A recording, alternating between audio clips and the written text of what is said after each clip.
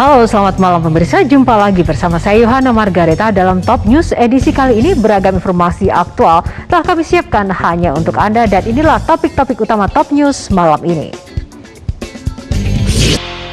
Pemirsa, hujan deras yang melanda sejumlah wilayah di Jakarta menyebabkan beberapa titik terendam banjir dan sementara itu juga di kawasan pesisir Jakarta terendam banjir rob.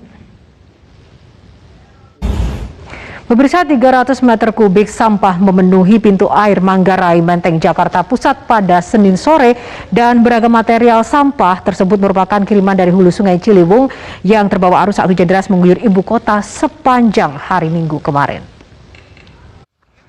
Badan Meteorologi, Klimatologi dan Geofisika BMKG memprediksi sejumlah wilayah termasuk Jabodetabek maksud kami masih akan terjadi cuaca ekstrim dalam beberapa waktu ke depan, dan BMKG juga memprediksi bahwa wilayah Jakarta bagian selatan dan utara akan terjadi bencana hidrometeorologi dan berstatus siaga bencana. Pemirsa, tim SAR gabungan akhirnya menemukan korban banjir di Gorontalo yang hilang selama 4 hari terakhir, dan sementara itu juga di kawasan pesisir Belawan, Kota Medan, Sumatera Utara, seorang bayi berusia 18 bulan meninggal dunia akibat terseret arus banjir. Pemirsa, 13 tanggul penahan air di Kalilamong jebol dan menyebabkan banjir parah di sejumlah desa di Kabupaten Gresik, Jawa Timur. Keinformasi lainnya, pemirsa, kepolisian memastikan bahwa peledak yang digunakan dalam peristiwa ledakan di rumah Veronica Koman berdaya ledak kecil. Dan saat ini kepolisian dari Polres Metro Jakarta Barat masih mendalami kasus ini dan mengejar. Pemirsa, kita jeda dulu. Top News masih akan kembali dengan informasi. Anda kembali bersama kami di Top News. Pemirsa, seorang disc jockey atau DJ di Palembang, Sumatera Selatan yang sedang live streaming di media sosial miliknya sembari mengiklankan situs link judi online ditangkap unit Runmor Satreskrim Polrestabes Palembang, Sumatera Selatan, dan pelaku dikenal. Pemirsa, selebgram Rachel V-nya merampungkan pemeriksaan perdananya sebagai tersangka dan dalam kasus karantina kesehatan di RSDC Wisma Atlet Pademangan, Jakarta Utara. Rachel dan 2 orang lainnya ditetapkan sebagai tersangka sejak 3 November 2021 lalu. Pemirsa, kepolisian daerah Jawa Timur dan Polres Jombang masih menunggu hasil dari gelar perkara penyidik terkait kecelakaan lalu lintas yang menyebabkan meninggalnya artis Vanessa Angel dan suaminya Bibi Adriansyah di ruas tol Jombang Mojokerto, dan nantinya dari hasil gelar perkara ini pemirsa dapat diketahui ada atau tidaknya tersangka dalam kasus ini.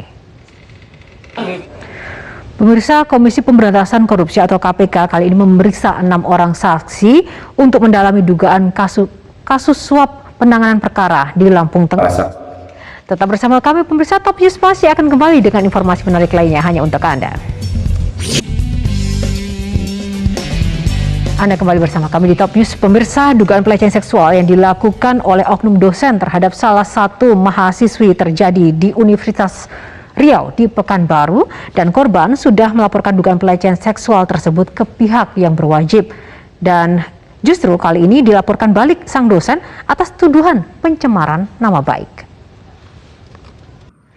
Nah, pemirsa, mengacu pada kasus pelecehan seksual yang terjadi terhadap seorang mahasiswi di Universitas Riau ini, sebenarnya bagaimana implementasi peraturan Menteri Pendidikan, Kebudayaan, Riset dan Teknologi terkait pencegahan dan juga penanganan kekerasan seksual di lingkungan perguruan tinggi untuk melindungi para korban kekerasan. Kita akan langsung berbincang dari luar studio dengan PLT Dirjen Dikti Kemendikbudristek, Profesor Nizam. Kita akan sapa. Ya, pemirsa, kita akan ke informasi selanjutnya. Di sini Satuan Tugas BLBI menyita aset-aset milik Hutomo Mandala Putra alias Tommy Soeharto dengan perkiraan total nilai sebesar 600 miliar hingga 1,2 triliun rupiah. Penyitaan ini dilakukan karena Tommy masih belum melunasi hutangnya kepada pemerintah Indonesia senilai total 2,374 triliun rupiah. Kita akan jeda kembali pemirsa. Top News masih akan kembali dengan informasi aktual lainnya untuk Anda. Tetaplah bersama kami.